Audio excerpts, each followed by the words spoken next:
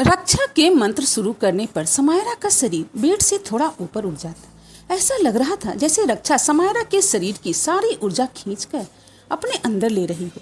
सच तो ये था कि रक्षा इस वक्त समायरा को मारने की कोशिश कर रही थी। अर्नब हर दिन की तरह आज समायरा से मिलने आया था। वो हर सुबह ड्यूटी पर जाने से पहले और हर रात ड्यूटी से आने के बाद समायरा से मिलने जरूर जाता था। पता नहीं क्यों, लेकिन वो समायरा के साथ काफी जुड़ाव महसूस करता था। जैसे ही अर्नब समायरा के प्राइवेट वार्ड का दरवाजा खोलकर अंदर जाता है, वहाँ का नजारा देखकर वो दंग रह जाता है।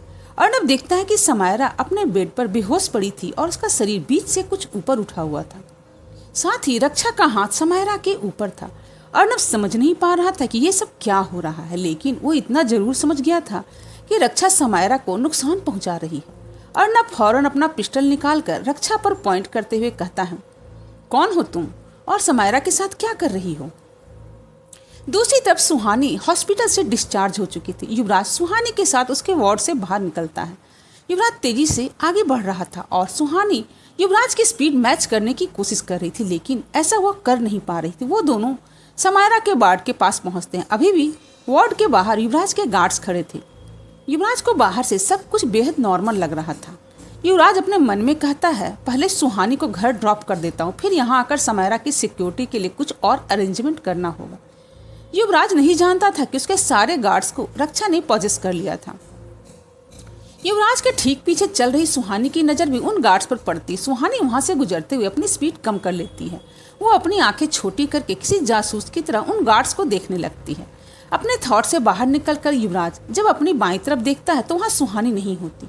युवराज पीछे मुड़ता है तो देखता है कि सुहानी धीरे धीरे आगे बढ़ते हुए उन गार्ड्स को देख रही थी। सुहानी को एहसास नहीं था कि युवराज रुककर उसे ही देख रहा है। वो तो अपने धुन में गार्ड्स पर नजर जमाए हुए चल रही थी। तभी चलते हुए वो सामने खड़े युवराज से टकरा जाती है। युवराज से टकराकर सुहानी का बैलेंस बिगड़ जाता और वो पीछे की तरफ गिरने लगती है। तभी युवराज उसकी कमर पकड़कर उसे अपनी तरफ खींच लेता है। सुहानी युवराज के एकदम करीब आ जाती है और उसकी नजर युवराज के चेहरे पर पड़ती। युवराज सुहानी की आंखों में देख रहा था। उसे देखकर ये बताना मुश्किल था कि इस वक्त उसके दिमाग में क्या चल रहा है। युवराज अपना चेहरा सुहानी के करीब लाने की कोशिश करता है। युवराज अपना चेहरा जैसे जैसे सुहानी के करीब ले जा रहा था, सुहानी डर से अपना चेहरा पीछे किए जा रही थी। युवराज सुहानी के कान के पास अपना चेहरा ले जाकर कहता है, अपनी नजरें रास्ते पर रखो, मेरे गार्ड्स पर नहीं। ये कहकर युवराज सुहानी के कमर से अपनी हाथ हटा लेता है और आगे चलने लगता है। युवराज के आगे बढ़ते ही सुहानी बड़बड़ाते हुए खुद से कहती है, इतने रोमांटिक पोजीशन में भी इन्हें ज्ञान ही देना होता है। सुहानी फिर से एक नजर उन गार्ड्स को देखती है और फिर युवराज के पीछे चलने लगती है। युवराज सुहानी की बात सुन लेता और हल्का सा मुस्कुरा देता है।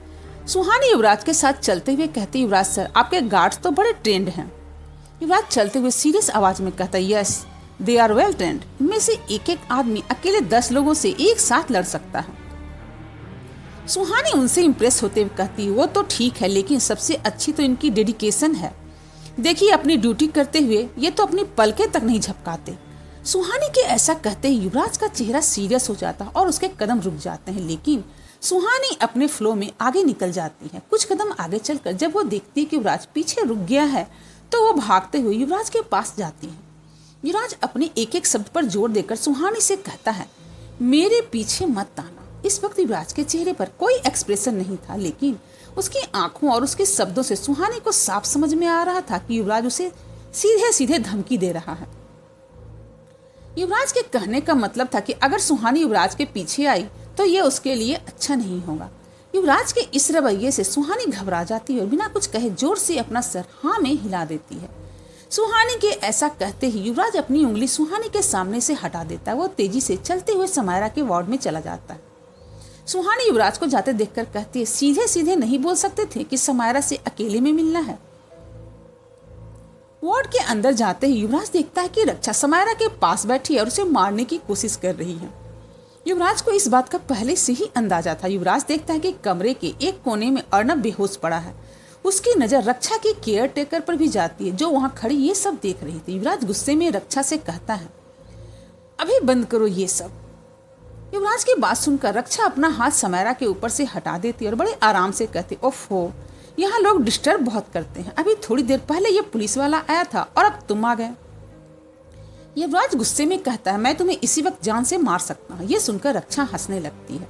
साथ ही उसके पास खड़ी उसके केयर टेकर के भी चेहरे पर स्माइल आ जाती है। रक्षा अपनी व्हील चेयर से उठती है और चलकर युवराज की तरफ बढ़ने लगती है। रक्षा को अपने पैरों पर खड़े देखकर युवराज को कोई हैरानी नहीं होती। शायद उसे इस बात का अंदाजा पहले से ही था। रक्षा युवराज को ताना मारते हुए कहती है, तुम मुझे जान से मार सकते हो। शायद तुम जानते नहीं, जितनी तुम्हारी उम्र है उससे दोगुने समय से मैं ये तंत्र विद्या कर रही हूँ। मुझे पहले से पता था कि तुम मुझे यहाँ रोकने जरूर आओगे, इसलिए मैंने पहले से ही तुम्हारा इंतजाम कर रखा है। रक्षा की बात सुनते ही युवराज गुस्से से उसकी तरफ बढ़ता है। जैसे ही युवराज एक कदम रक्षा की तरफ बढ़ता है, उसके पैर फ्लोर से चिपक जाते हैं और अगले ही पल वो किसी मूर्ति की तरह फ्रीज हो जाता है। युवराज अपनी पूरी ताकत लगाकर भी वहां से हिल नहीं पा रहा था। रक्षा युवराज के करीब जाती है और उस पर भभूत फेंकते हुए कहती है, मैंने तुम्हारी शक्तियों को बांध दिया है, अब कुछ देर तक तुम कुछ नहीं कर सकते। समायरा ने मुझे पहले ही बता दिया था कि तुम्हारी शक्तियां बढ़ चुकी हैं और इसीलिए मैंने तुम्हें पहले ही तुम्हारा इंतजाम कर दिया था। युवराज खुद को छुड़ाने की कोशिश करते हुए कहता है, तुम हमेशा से समायरा को मारना चाहती थी। रक्षा युवराज की बात का जवाब देते हुए कहती, हाँ, लेकिन इसकी किस्मत बहुत अच्छी थी कि ये हर बार मुझसे बच जाती थी। रक्षा आगे कहती है, अब मुझे तुम परेशान मत करो, समायरा को खत्म करने के बाद तुम्हारी ही बारी है। आज वो साया भी तुम्हें बचाने यहाँ नहीं आएगी। इस वक्त वो भी बहुत कमजोर है और मैं तुम सबसे ज्यादा ताकतवर। रक्षा फिर से समायरा के ऊपर अपने हाथ रखकर अपना मंत्र शुरू कर देती है। युवराज अपनी ताकत लगाते हुए खुद को छुड़ाने की कोशिश करता है, लेकिन आज उसकी शक्तियां उसका साथ नहीं दे रही थी। इधर युवराज के अंदर जाने के बाद सुहानी वहां खड़े होकर बोर हो रही थी। उसकी नजर फिर से उन गार्ड्स की तरफ जाती। वो सुहानी को बड़े दिलचस्प लग रहे थे। सुहानी उनमें से एक गार्ड की तरफ देखती। ऐसा लग रहा था जैसे उस गार्ड की नजर सुहानी पर है, लेकिन सच तो ये था कि वो गार्ड अपने होश में ही नहीं था। सुहानी उसे देखकर एक स्माइल करती है, लेकिन वो गार्ड्स इस पर भी कुछ रिएक्ट नहीं करता। वो बस बिना किसी एक्सप्रेशन के ही वहां पर खड़ा रहता है। ये देखकर सुहानी मुंह बनाते हुए कहती है, खड़ूस बॉस के खड़ूस एम्प्लॉयज। ये कहते ही सुहानी को उन गार्ड्स पर शक होता है और वह गौर से सभी गार्ड्स को देखती। वो नोटिस करती है कि वहां खड़े सभी गार्ड्स कब से अपनी जगह से 1 इंच भी नहीं हिले थे। सुहानी एक गार्ड के पास जाती है और उसके सामने अपना हाथ हिलाती है। उसे फिर से सामने से कोई रिएक्शन नहीं मिलता। वो खुद से कहती है, क्या ये भी इन गार्ड की ट्रेनिंग है? तभी सुहानी की नजर उस गार्ड के जीन्स की पॉकेट पर रखे एक लाइटर पर पड़ती है, जो काफी लंबा होने की वजह से उसके पॉकेट से बाहर आ रहा था। सुहानी बिना कुछ सोचे उस लाइटर को उसके पॉकेट से निकाल लेती है और उसे गौर से देखने लगती है। सुहानी को लाइटर बेहद पसंद आता है। सुहानी उसे वहीं पर जलाकर देखने लगती है और खुश हो जाती है। उस लाइटर की आंख को देखते हुए सुहानी के दिमाग में ये बात आती है कि इस गार्ड ने अब तक कुछ भी रिएक्ट क्यों नहीं किया। तभी सुहानी को युवराज की कही बात याद आती है, मेरे पीछे मत आना। सुहानी की आंखें बड़ी हो जाती है। वो एक नजर हैरानी से उस गार्ड को देखती है और मन में कहते, ओह शिट। ये कहते ही सुहानी भागते हुए समायरा के वार्ड के अंदर चली जाती है। सुहानी वहां का नजारा देखकर दंग रह जाती है। रक्षा समायरा के पास खड़ी थी और उसके हाथ समायरा के ऊपर थे। युवराज उसे थोड़ी दूर पर खड़ा हिलने की कोशिश कर रहा था, लेकिन हिल नहीं पा रहा था। युवराज गुस्से में अपने मन में कहता है, ये लड़की मेरी बात कभी सुनती क्यों नहीं है। सुहानी रक्षा को देखकर कहती है, आप कौन हो? आप समायरा के साथ क्या कर रही हो? फिर सुहानी युवराज को देखकर कहती, युवराज सर, आप इन्हें रोक क्यों नहीं रहे? सुहानी को देखकर रक्षा को गुस्सा आ जाता है और वो अपने दांत पीसते हुए कहती, ओह फिर से नहीं। ये कहते ही रक्षा समायरा के बेड के पास रखे एक मेडिसिन ट्रे की तरफ देखती और फिर उसकी नजर सुहानी पर पड़ती है। रक्षा के ऐसा करते ही वो ट्रे बड़ी तेजी से जाकर सुहानी के सर पर लगता है और सुहानी जमीन पर गिर जाती है। ट्रे के लगने से सुहानी के सर पर चोट लग जाती है। उसके सर से खून बहने लगता है। ये देखकर युवराज फिक्र और गुस्से के साथ कहता है, सुहानी। वो खुद को आजाद करने के लिए अपना पूरा जोर लगा देता है। सुहानी के सर की चोट देखकर युवराज का खून खौल जाता है और वो गुस्से में अपनी मुट्ठी बांध लेता है। इसके बाद कमरे का सारा सामान हवा में उठने लग जाता है और सुहानी पर बरसने लगता है। सुहानी उन हमलों से बचने की कोशिश करती है। अंत में रक्षा अपनी शक्ति से एक वॉश हवा में उठाती है और वो वॉश सुहानी की तरफ तेजी से बढ़ता है। सुहानी पहले ही रक्षा के इतने वार से घायल हो चुकी थी।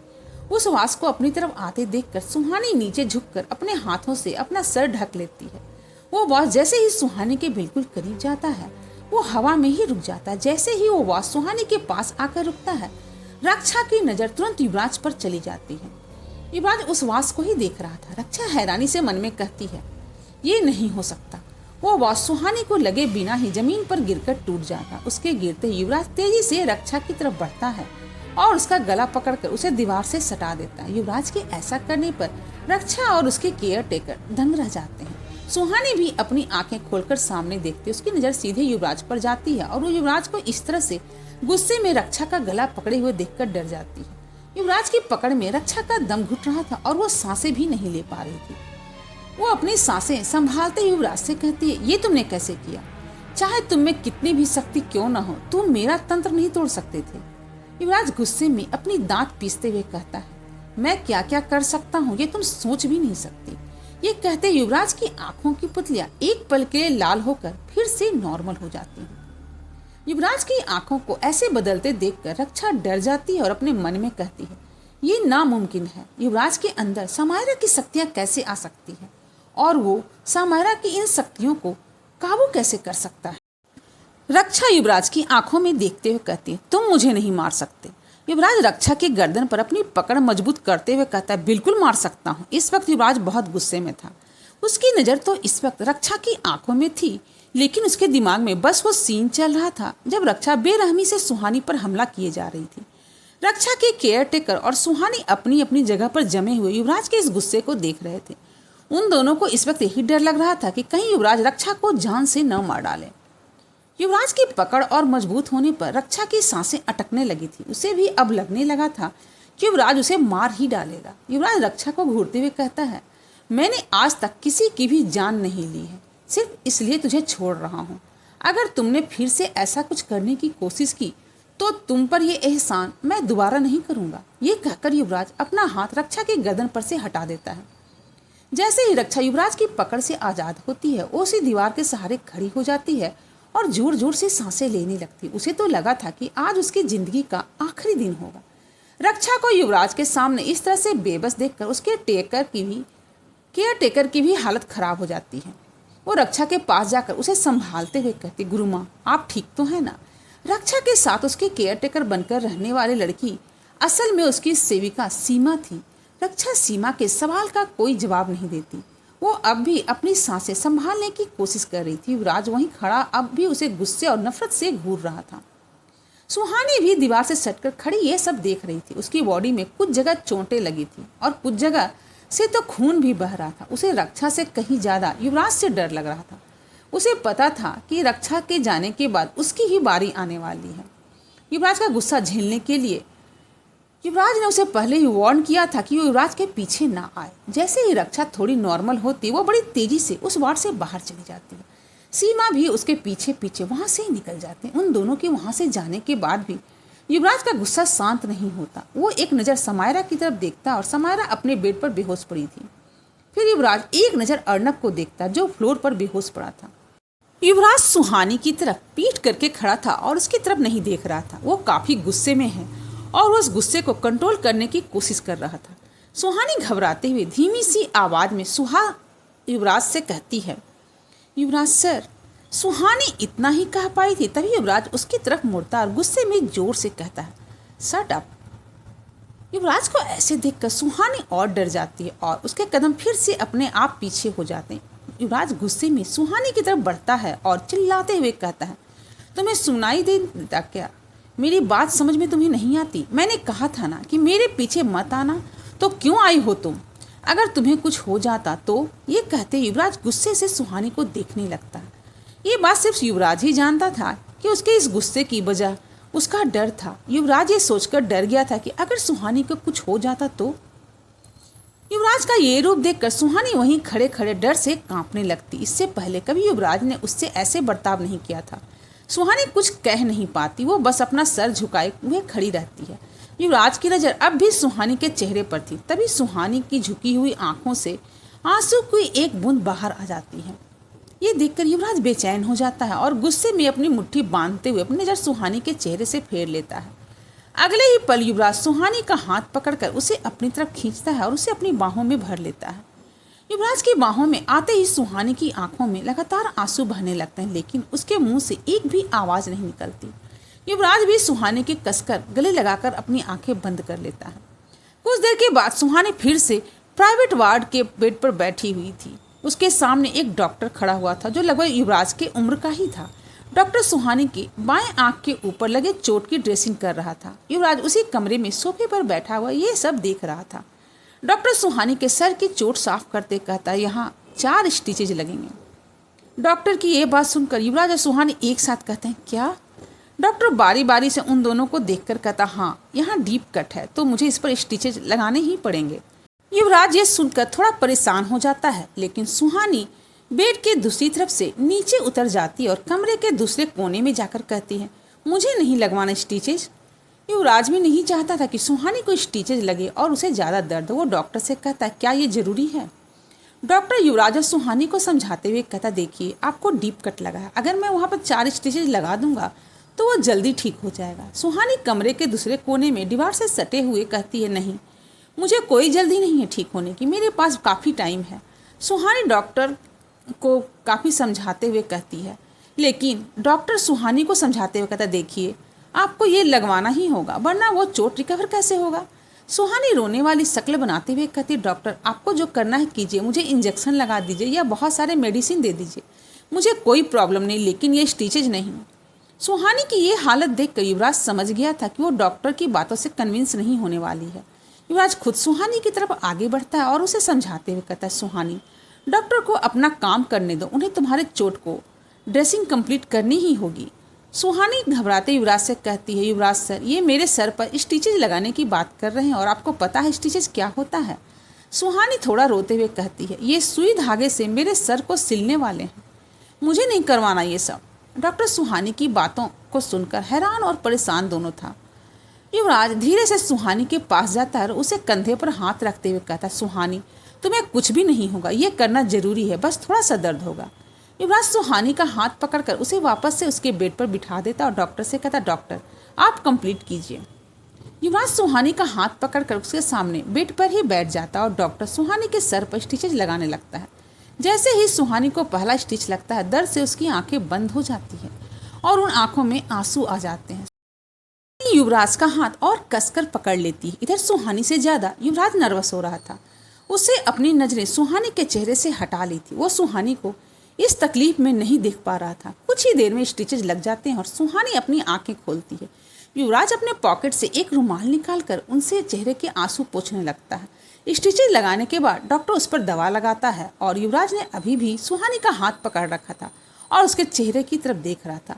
जब सुहानी अपनी नज़रें उठाकर युवराज की तरफ देखती है तो युवराज अपनी नज़रें फेर लेता है, जैसे उसने सुहानी को देखा ही ना हो। सुहानी युवराज की उसकी फिक्र को देखते हुए सोचने लगती, मुझे लगता है युवराज सर को डिसोसिएटिव आइडेंटिटी डिसऑर्डर हो गया है, जो भूल भुलैया फिल्म में विद्या बालन को हुआ था। इनके अंदर 2 पर्सनालिटी हैं, कभी सीता जाग जाती है तो कभी गीता, कभी गले लगा लेते हैं, कभी किस करते हैं और कभी बुरी तरह से डांट देते हैं। वैसे गलती इनकी भी नहीं, मैं भी तो कभी इनकी बात नहीं मानती ना। इनके पीछे पहले इतनी सारे भूत, आत्मा और चुड़ैलें पड़ी हैं, ऊपर से मैं भी इनको कितना टॉर्चर कर देती हूँ। आज मैंने गलती तो की है, मुझे युवराज सर को सॉरी बोलना चाहिए। इधर युवराज अपनी नज़र सुहानी से हटाकर सोचने लगता है, मुझे सुहानी को इतनी बुरी तरह से नहीं डांटना चाहिए था। वैसे भी अगर वो अंदर नहीं आती तो मैं आज रक्षा को नहीं रोक पाता। मैंने बेवजह ही उसे डरा दिया। मुझे सुहानी से सॉरी कहना चाहिए। इधर सड़क के किनारे एक छोटे से घर के अंदर से सामान टूटने की बड़ी आवाज़ें आ रही थी। उस घर के अंदर एक कमरे में अंधेरा था। वहाँ फर्श पर काले जादू का सारा सामान बिखरा पड़ा था। उसके साथ साथ कमरे के दूसरे सामान भी इधर उधर फैले हुए थे। रक्षा अभी भी उस कमरे के सामान को फेंक रही थी। उसकी सेविका सीमा घबराकर एक कोने में खड़ी थी और रक्षा को रोकने की कोशिश नहीं कर रही थी। उसे पता था कि रक्षा के इस समय उलझने का मतलब अपनी जान से हाथ धोना है। रक्षा एक बड़ा सा वॉश जमीन पर पटकते हुए कहती, ऐसा कैसे हो सकता है? समायरा की शक्तियाँ युवराज के अंदर कैसे हो सकती? ये नामुमकिन है। रक्षा की बात सुनकर सीमा घबराते हुए कहते, गुरु माँ, हो सकता है समायरा ने खुद अपनी शक्तियाँ युवराज को दी हो। सीमा की बात सुनकर रक्षा का गुस्सा और भी बढ़ जाता है। वो गुस्से में अपने दांत पीसते हुए कहती है, बेवकूफ लड़की, ये शक्तियाँ हैं, तुम्हारे हाथ में रखा लड्डू नहीं जिसे कोई भी कभी भी किसी को भी दे दे। जरूर कुछ ऐसा हुआ है जिसके बारे में हम नहीं जानते हैं। सीमा एक और बार हिमाकत करते हुए रक्षा से कहती, गुरु माँ, आप इससे इतना परेशान क्यों हो रही हैं? आप तो समायरा की माँ और गुरु दोनों हैं, आप में तो उससे कहीं ज्यादा शक्तियां होंगी ना। रक्षा कहते, तुझे नहीं पता कि समायरा क्या चीज है। मैंने अपनी जिंदगी में किसी जादूगरनी में इतनी शक्तियां महसूस नहीं की कि जितनी समायरा के अंदर की है। उसके कई सालों की साधना के साथ साथ उसमें मेरी और उसके पिता की असीमित शक्तियां हैं। तुझे अंदाजा भी नहीं है कि उसे इस दुनिया में लाने के लिए मैंने क्या क्या किया है, और जब मैं उसकी वो शक्तियां पाना चाहती हूँ तो वो युवराज मेरे रास्ते में आ रहा है। कुछ देर सोचने के बाद रक्षा आगे कहती है, वो बेवकूफ लड़की अपनी शक्तियों से अनजान हॉस्पिटल के बेड पर पड़ी है। मेरी सारी मेहनत पर उसने पानी फेर दिया। मुझे युवराज के लिए रुकना ही नहीं चाहिए था, उसे पहले ही मुझे मार देना चाहिए था। अब सीमा रक्षा से कहती है, गुरु माँ, अब हम क्या करेंगे? रक्षा कहते, वही जो करने आए हैं, मैं युवराज और समायरा दोनों को मार दूंगी। सीमा रक्षा को जवाब देते हुए कहते, लेकिन आप युवराज को कैसे मारेंगी? आप तो उसके सामने टिक भी नहीं पाई थी। रक्षा गुस्से में कहती है, मुझे इस बात का बिल्कुल अंदाजा नहीं था कि युवराज में समायरा की कुछ शक्तियां हैं, लेकिन युवराज के मुझे छूते ही मुझे उसकी पूरी क्षमता का अंदाजा हो चुका है। अब हम पूरी तैयारी के साथ युवराज का सामना करेंगे और मुझे पता है इसके लिए क्या करना है। सीमा कहती है, क्या? रक्षा कहती, अभी वो शायद कमजोर है, मुझे अपने काम आने वाले 3 दिनों में ही पूरा करना है। ये कहते हुए रक्षा के चेहरे पर एक डेविल स्माइल आ जाती है और सीमा उस पर शक करते हुए उसे देखने लगती। आज रक्षा जिस तरह से युवराज के सामने भीगी बिल्ली बनी हुई थी, उसे देखकर सीमा का रक्षा पर भरोसा कम हो चुका था। इधर युवराज सुहानी को अपनी कार में हॉस्पिटल से घर लेकर जा रहा था। युवराज सामने देखते हुए कार ड्राइव कर रहा था और सुहानी फ्रंट सीट पर बैठी हुई अपनी बाईं तरफ रास्ते को देख रही थी। दोनों एक दूसरे से बिल्कुल बातें नहीं कर रहे थे और ये सोच रहे थे कि वो एक दूसरे को सॉरी कैसे कहें। तभी दोनों एक साथ एक दूसरे की तरफ देखकर कहते हैं, आई एम सॉरी। दोनों हैरानी के साथ एक साथ कहते हैं, क्या? इसके बाद वो दोनों खामोश होकर सामने देखने लगते हैं। युवराज थोड़ा अनकंफर्टेबल होते हुए कहता है, तो मुझे तुम्हें इतना ज़्यादा नहीं डांटना चाहिए था, तो सॉरी। युवराज की बात सुनकर सुहानी के चेहरे पर स्माइल आ जाती है और बिल्कुल नॉर्मल होकर कहती, नहीं युवराज सर, आपकी गलती नहीं है, मुझे ही आपकी बात सुननी चाहिए थी, आई एम सॉरी। युवराज सुहानी से सॉरी पर कुछ रिएक्ट नहीं करता, बस मन ही मन मुस्कुराने लगता। उसे खुशी थी कि सुहानी उससे नाराज नहीं थी। अब कुछ देर सोचने के बाद सुहानी युवराज से कहती, युवराज सर, ये समायरा की स्टोरी क्या है? उसे उसकी ही माँ क्यों मारना चाहती है? युवराज कहता है, मृदुला अपने ही बच्चों को मारने के लिए क्यों तैयार हो गई थी? युवराज के इस सवाल से सुहानी को अपने सवाल का जवाब मिल जाता है।